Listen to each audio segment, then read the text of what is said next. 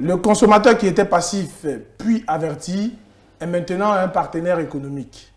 Le marketing est une discipline qui est en constante mutation.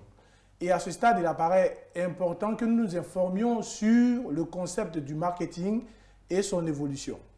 Voilà donc le thème énoncé de cet autre numéro de Top Business. Bonsoir, chers téléspectateurs et téléspectatrices de 2F TV. Nous allons passer ces prochaines 26 minutes en compagnie des experts professionnels, professeurs de la matière. À ma droite, nous avons professeur Madame Baba Emmanuel, qui, je le rappelle, est ingénieure commerciale, formatrice dans les grandes écoles. Bonsoir Madame. Bonsoir Monsieur. Comment vous allez? Ça va. Bonne arrivée sur notre plateau. Merci. Et à ma gauche, nous avons docteur Kwasi Ambroise, qui est chef d'entreprise, enseignant. En tout cas, bonne arrivée à vous, docteur. Merci. Ravi de vous rencontrer. Et donc, durant son évolution, le marketing a fait l'objet de plusieurs définitions. Celles-ci mettent tantôt l'accent sur le rôle social du marketing, tantôt sur le fait que le marketing est une philosophie, un état d'esprit. Mais avant de venir sur la question de la définition du marketing, nous allons essayer de comprendre plus ou moins le contexte de sa création, l'historique, sa venue. Donc, je m'adresse au docteur Ambroise. Docteur, comment est-ce que le marketing a vu le jour, le contexte de sa création? Il faut dire que lorsqu'on parle de marketing, souvent on fait allusion aux États-Unis, parce que c'est eux qui ont propulsé un peu le marketing. Mais dans le développement actuel, vu les travaux des historiens modernes, l'on montre que le marketing n'est pas l'apanage des Américains, comme on le souligne dans les manuels récents. Il est démontré que le marketing a une origine plus ancienne, depuis le 19e siècle. Et dans le développement actuel, on se rend compte que, selon les chercheurs, entre 1880 et 1930, on peut parler du marketing. On a parlé du marketing. Parce qu'aujourd'hui, on développe dans certains concepts au niveau de l'entreprise, on fait des recherches sur l'entreprise et sur l'économie, et on se rend compte que tous ces éléments nous amènent à croire que le marketing n'est pas né en 1950 aux États-Unis, mais que le marketing, pour certains chercheurs, a une origine plus ancienne. Voilà un peu, je dirais, son évolution, sa naissance pour les jeunes, pour certains auteurs, pensent que c'est né aux États-Unis, mais en réalité, elle est plus ancienne. Parce que même en Afrique, certains auteurs même disent que en Afrique, en faisant des trocs, on pouvait parler du marketing. Alors, je reviens à vous, Madame Baba. Oui. Le contexte de la création du marketing, comment est-ce que c'était pour répondre à quel besoin? Il faut dire que ce que le docteur a dit, c'est tout à fait vrai. Avant 1950, on parlait déjà du marketing. Mais si on dit que le marketing est né en 1950, c'est tout simplement parce que à partir de 1950, on a pris conscience, n'est-ce pas, de la souveraineté du consommateur et que dorénavant, il fallait tenir compte des besoins du consommateur avant de concevoir le produit. Donc, c'est ce qui fait que... C'est ce qui fait que le marketing a été plus ou moins... a vu son intérêt. Mais avant la création du marketing, comment est-ce que le système commercial fonctionnait? Et quel problème il y a eu pour que le marketing soit créé? Madame Baba? Bon, on a parlé de la révolution industrielle surtout, qui a entraîné la chute des différents chiffres d'affaires et qui parle de chiffre d'affaires, diminution du chiffre d'affaires, parle de forcément parce qu'il y a eu concurrence. Et lorsqu'il y a la concurrence, il y a la diversité, augmentation du pouvoir d'achat. Dès que le consommateur prend conscience de son pouvoir, il devient exigeant. Donc cette exigence-là fait que dans les entreprises, on a vu la nécessité, n'est-ce pas, d'utiliser les outils marketing. Effectivement, avant 1950, on faisait du marketing sans toutefois faire du marketing.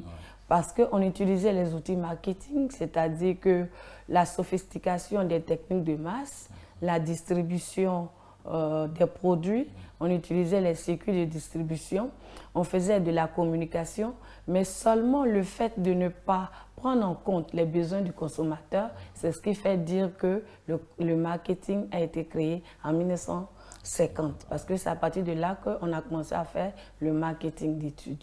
D'accord, il n'y a pas de... bien noté. Voilà, le marketing, la définition dans les manuels a souvent tendance à s'orienter un peu partout. Monsieur, docteur Ambroise, pourrons-nous avoir une définition du marketing en général? D'abord, moi, je le dis souvent aux étudiants que quand on dit marketing, la première définition est que le mot marketing est un mot anglais. Ce n'est pas un mot baoulé ni djoula. C'est le composé de deux mots. Market, ing. Market, marché, ing, action. Donc, c'est l'action dynamique qu'on mène sur un marché. En réalité, le marketing, c'est la recherche de la satisfaction du consommateur et en retour être satisfait. En lui proposant donc un bon produit à un prix psychologique qui arrange les deux parties, le produit étant disponible et connu. Voici une définition simple. Sinon, souvent, quand on dit c'est un état d'esprit, c'est un ensemble de méthodes, mais ce n'est pas ce qu'on appelle méthode, mais c'est une stratégie. Je préfère qu'on soit simple. C'est un mot anglais. Un mot anglais. Composé de mots market et ing. C'est la recherche de la satisfaction du consommateur, mais aussi être satisfait. D'accord, bien pris. Madame, professeur, Madame Baba, voilà, il y a aussi un autre mot qui fait surface lorsque on parcourt les manuels du marketing, c'est la mercatique. Marketing, mercatique, c'est le même mot, c'est la même définition? Effectivement, c'est la même définition. C'est la définition française du mot marketing, qui est un mot anglais. Mais comme vous savez, chez les Anglais, tout est toujours simplifié. Le docteur vient de le dire, on a market et on a ing. Marketing, le marché plutôt, market qui veut dire marché en français. Et le marché qui est lui-même la rencontre de l'offre et de la demande. Effectivement, quand on parle de marketing, ce sont ces deux éléments essentiels. Il s'agit du produit d'une part, qui est l'offre de l'entreprise, et également du consommateur vers qui on oriente le produit. Donc en anglais seulement c'est plus explicite, sinon mercatique veut dire marketing. Mercatique veut dire marketing. En français c'est mercatique. Et les Français ont tout fait, mais ce n'est pas passé. C'est pas passé. Voilà, tout à l'heure vous parliez de simplifier. Je suis tenté de vous demander, est-ce que avec toute cette panoplie de définitions relatives au marketing, pourrons-nous avoir une définition, est-ce qu'il y a une définition moderne du marketing? D'accord, je rejoins le docteur. On le dit très souvent, il y a plusieurs définitions. Mais toutes les définitions s'accordent à reconnaître que le marketing recherche la satisfaction du besoin du consommateur. En marketing aussi, le prix, les produits et leurs valeurs, ça veut dire quoi? Ça veut dire que quand on fait du marketing, il faut que le prix du bien corresponde à la qualité du produit. Et puis aussi, il y a la relation client. On dit toujours que le client, il est souverain. Donc, quand on fait du marketing, quand un client finit d'acheter, il faut toujours entretenir des relations pour savoir s'il a été effectivement satisfait. Maintenant, concernant une définition, je ne dis pas universelle, que je peux donner, je peux dire que le marketing consiste à planifier, à mettre en œuvre l'élaboration, la tarification, la distribution, la communication d'une idée, d'un service, d'un bien satisfaisant les individus comme les entreprises. D'accord. Voilà, nous allons aborder maintenant vivement le sujet parce que depuis, on n'avait pas encore attaqué. Le marketing d'avant jusqu'à nos jours, elle a connu beaucoup d'étapes. Pourrions-nous savoir peut-être les principales étapes de l'évolution du marketing et qu'est-ce qui a caractérisé ces périodes-là, dans ces phases-là? Voilà. Sous le contrôle de l'enseignante, parce qu'elle est dans le domaine. Effectivement. Nous sommes maintenant des professionnels. Effectivement. Je dirais que le marketing a connu plusieurs évolutions. Il y a ce qu'on appelle l'optique production. Et Guillaume s'est dit, je produis, je vends. Et dans cette phase-là, c'était le produit qui était, je dirais, au centre. C'est-à-dire que parce qu'il n'y avait pas de concurrent. Et puis la deuxième phase, je dirais que l'optique vente, où on met des stratégies, on parle de stratégie marketing, des techniques de vente. Et puis il y a l'optique marketing pur, où on va s'intéresser au consommateur, qui est au centre. Donc on va faire appel à la psychologie, à la sociologie, à l'anthropologie du consommateur pour voir. Donc ça, c'est l'optique marketing pur. Et puis il y a eu l'optique marketing sociétal. C'était la première phase. Non, première phase, optique production. Optique production. D'autres disent optique produit. Et l'optique vente. Troisième phase, l'optique marketing pur. Donc là, on prend en compte le consommateur. Parce que maintenant, tout le monde va maintenant mettre des stratégies en place à la deuxième phase. À la troisième phase, maintenant, on dit, mais tout le monde met des stratégies. Donc il faut s'intéresser à l'homme qui est au centre, le consommateur, le client qui est au centre. Et comme il est au centre, on va faire appel à la sociologie, à l'anthropologie, à la psychologie de l'homme, au stress, tout ça pour voir pourquoi, qu'est-ce qui le caractérise, quels sont ses besoins. On va étudier l'homme dans toute sa globalité. Et puis, la quatrième phase, tout le monde fait du marketing pur. On va s'intéresser au marketing sociétal.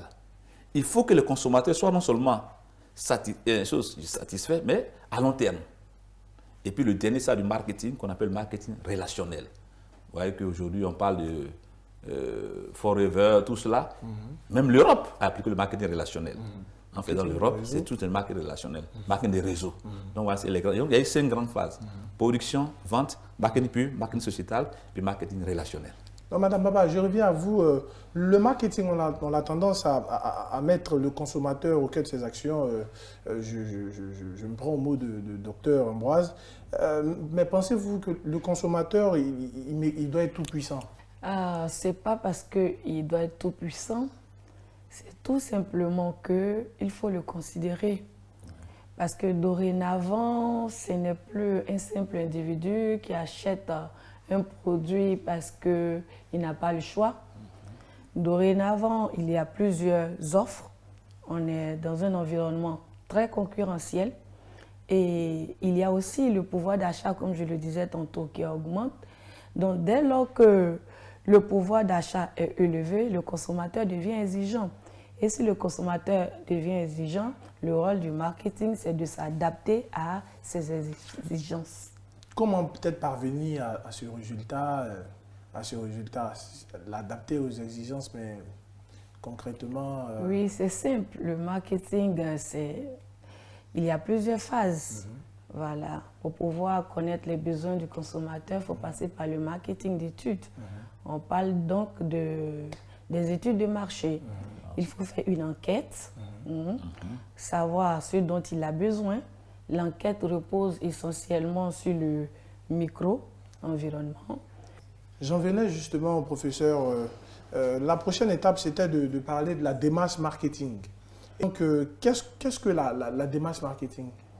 Bon, d'accord. Donc, je reviens sur ce que j'ai dit tout à l'heure. Vous avez dit comment on peut satisfaire le besoin du consommateur. Je disais que pour connaître les différents besoins du consommateur, il fallait passer par le marketing d'études. Effectivement, la démarche marketing comporte 3 phases, à savoir la phase du marketing d'études, la phase du marketing stratégique et la phase du marketing opérationnel. Donc, la phase du marketing d'études consiste à étudier le micro-environnement. Quand on parle du micro-environnement, il s'agit de la concurrence, il s'agit des distributeurs et du macro-environnement, c'est-à-dire l'environnement dans lequel l'entreprise ou le produit va évoluer et dans lequel les consommateurs aussi évoluent, à savoir la démographie, à savoir, comment est-ce qu'on appelle ça, les règles étatiques, à savoir l'évolution technologique, à savoir l'environnement économique aussi, par exemple les revenus par individu, les revenus de la population.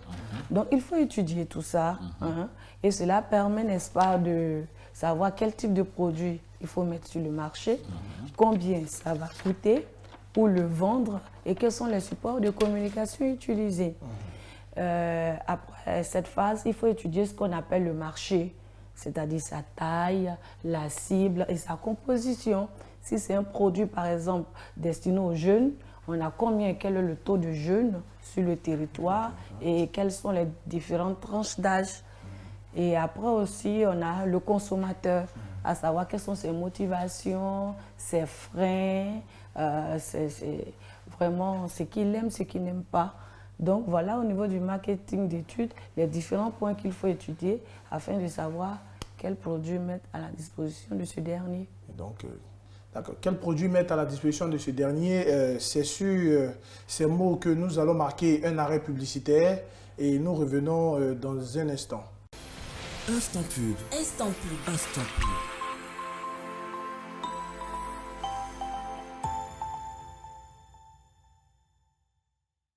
Parents, élèves, étudiants, travailleurs. HETech, c'est plus de 20 ans d'innovation, de succès et de formation de cadres compétents. Avec tous nos diplômes reconnus et homologués par l'État du Mali. La compétence de nos diplômés reconnus par le monde professionnel. Une mobilité internationale garantie. Une possibilité de double diplomation Bamako-Abidjan. Pour la réalisation de vos ambitions académiques et professionnelles en DTS, BTS, licence professionnelle et master, rejoignez HETech Bamako à Badalabougou, avenue de l'OUA. HETech, la trajectoire de votre réussite, l'école de votre entreprise. Instant pub. Instant pub. Instant pub.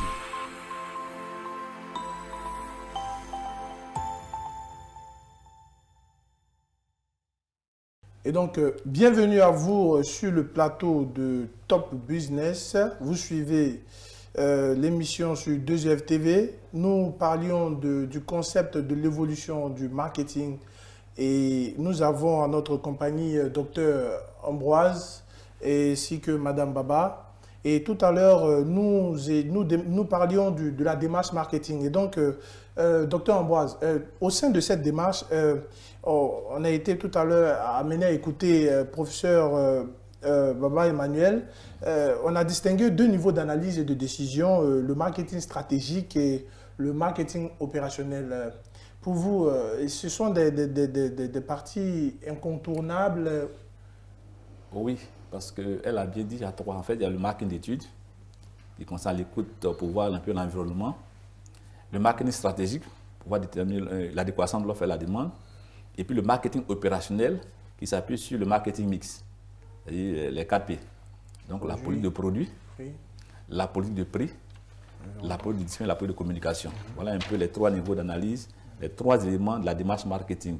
Et souvent, c'est important parce que de façon pratique, j'ai dit, quand nous qui montons les projets au niveau de l'entrepreneuriat, quand on monte un projet, on voit l'utilité du marketing, de cette démarche-là, par exemple.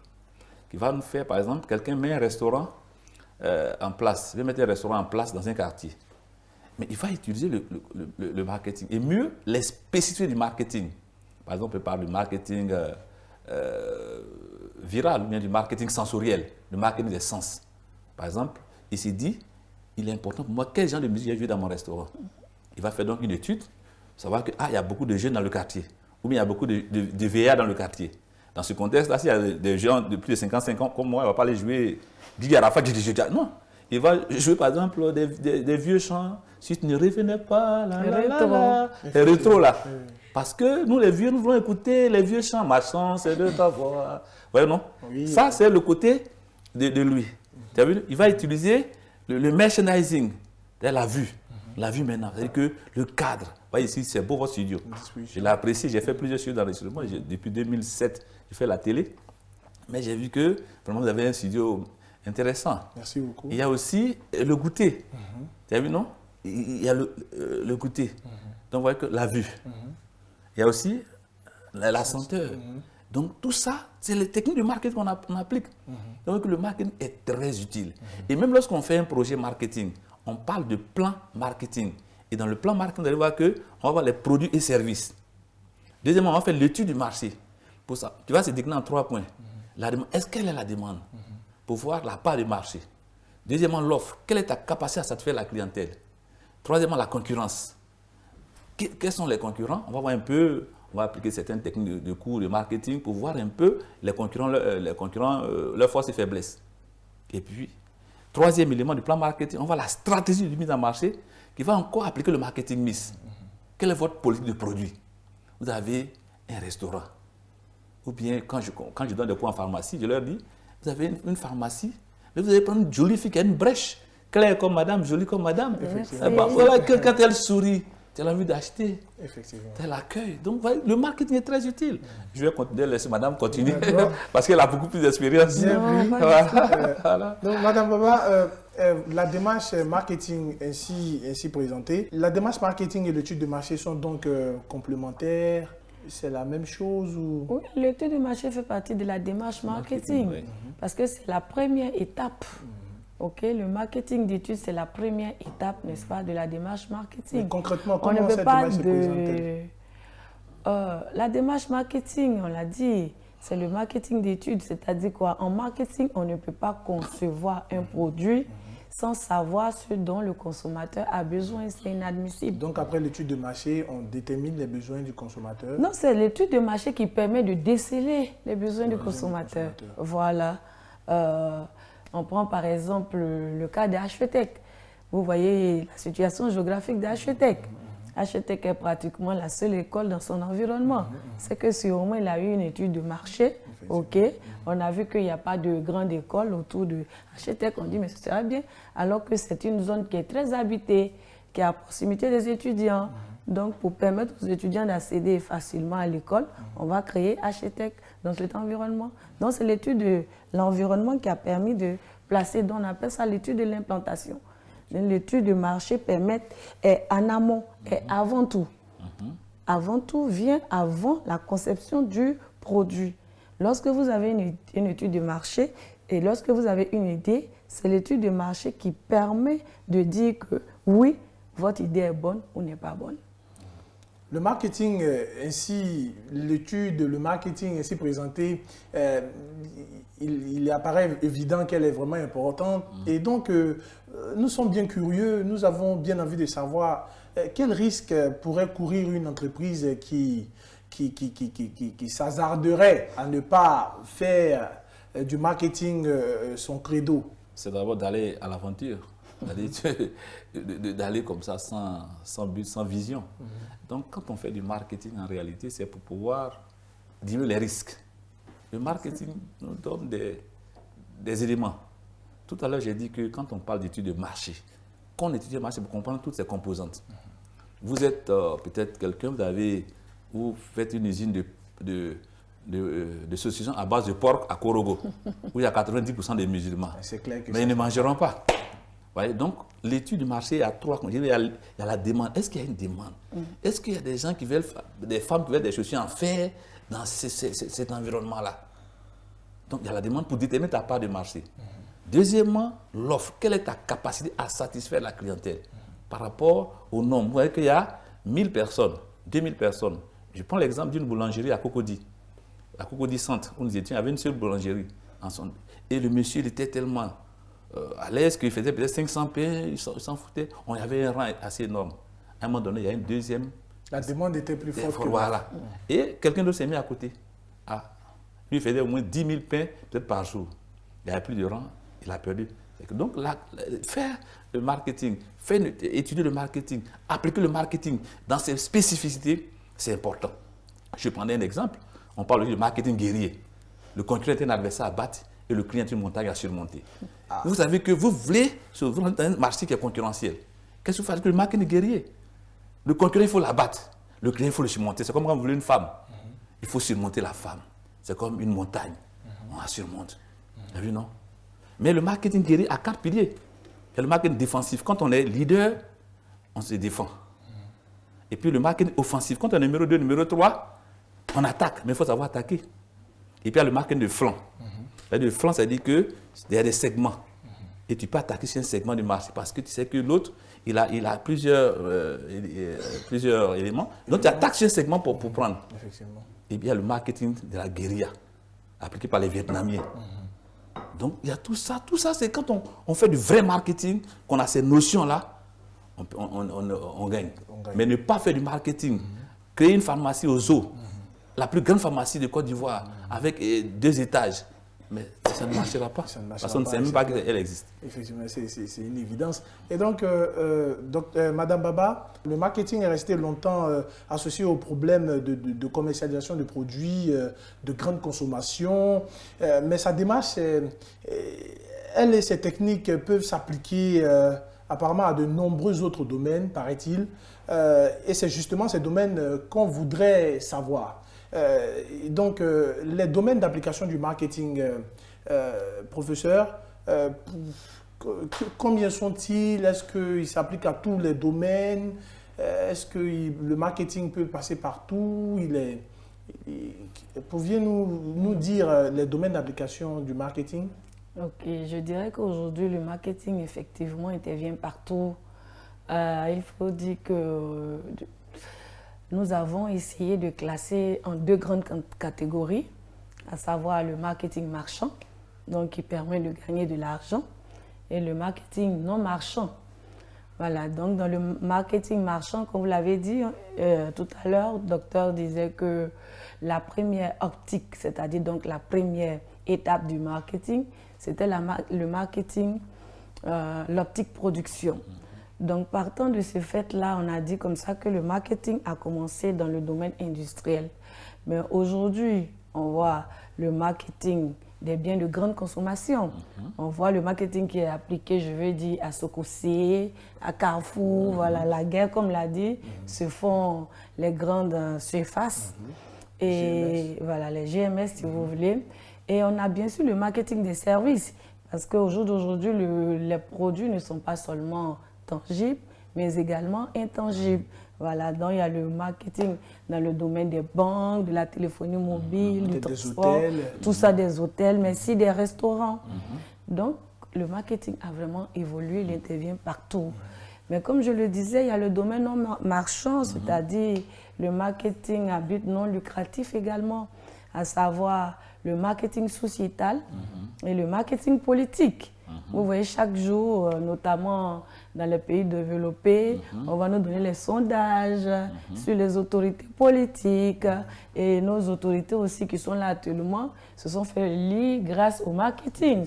On a vu la communication, on a vu, comment est-ce qu'on appelle ça, les études qu'ils ont pu faire pour pouvoir faire des programmes de société. Les programmes de société sont basés sur le fait des limites de ceux qui étaient là avant. Et ils ont mis ça en avant pour pouvoir se faire élire. Et tout ça, c'est le marketing. Mais j'aimerais surtout revenir sur le marketing sociétal. Parce que je trouve ce marketing très salutaire. Qu'est-ce que ce marketing dit? Il dit qu'on a satisfait les besoins de façon générale de la population. À travers le marketing stratégique, on a satisfait les besoins spécifiques, mais qu'on puisse satisfaire aussi les besoins de ceux-mêmes qui n'ont même pas de moyens pour s'offrir les produits de l'entreprise.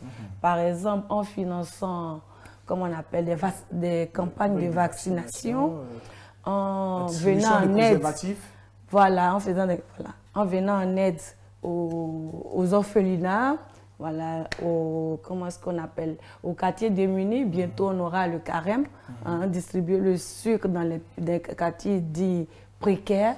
Voilà, organisé, on a vu en décembre la première dame qui a organisé un arbre de Noël pour donner des cadeaux à des personnes. Lorsqu'une entreprise à but lucratif le fait, c'est du marketing sociétal. Il y a des années, il y a un opérateur de téléphonie mobile qui a dit 3 villages, 1 village, 3 projets. Électricité, eau et construction d'hôpital. Donc voilà où nous en sommes aujourd'hui, les différents domaines d'application du marketing. Ce qui concerne les différents domaines d'application. J'ajouterais que le marketing, comme elle a dit, a quitté son domaine de prédilection qui est l'entreprise. Aujourd'hui, même les religieux, on parle de marketing religieux. On parle de marketing sportif. Et donc le marketing, il y a tellement de spécificités aujourd'hui. Tu vois, je parle de marketing guerrier, le marketing viral, le marketing campus. Donc, le marketing, de plus en plus, s'étend dans tous les domaines.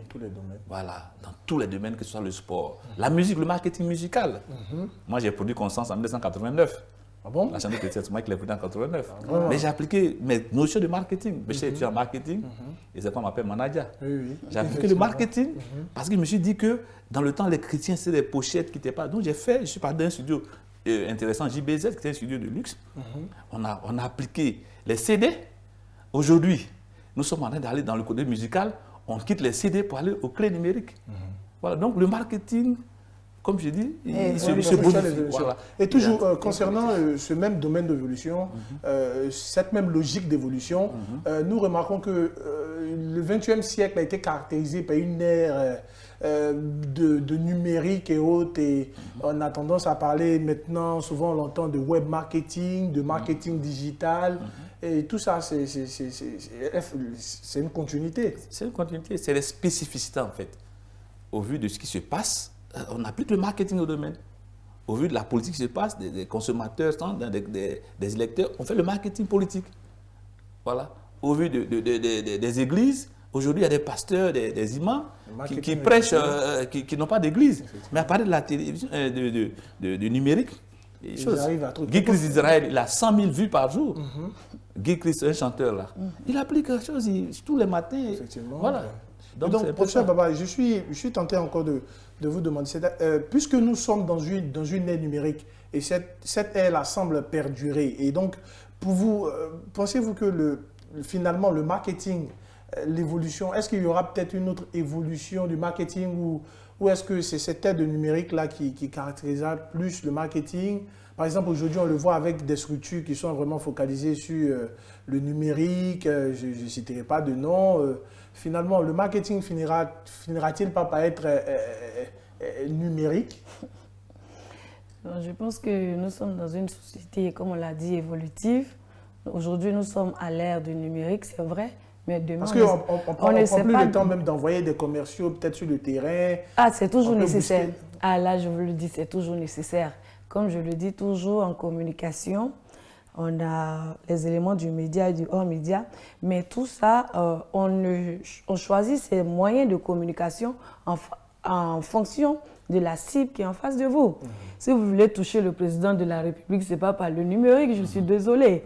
C'est par le biais du marketing direct. Vous allez envoyer vos représentants, vu son importance, vu sa personnalité, voilà le respect que vous lui vouez, vous allez envoyer un représentant vers lui. Vous n'allez pas utiliser Internet ou bien, moi je ne sais pas, les réseaux sociaux pour parler au président de la République. Donc je suis désolée, je pense que tous les moyens, les outils actuels comme nouveaux, ont leur place pour faire fonctionner le marketing dans notre société. On a beaucoup entendu aujourd'hui sur le marketing. Et donc finalement, parce que là, nous tirons allègrement à la fin de notre numéro, je veux bien arracher un mot de nos différents invités, toujours concernant le marketing. Et donc, Madame Baba, très rapidement, le marketing, sa fonction, elle n'est pas contestée en entreprise.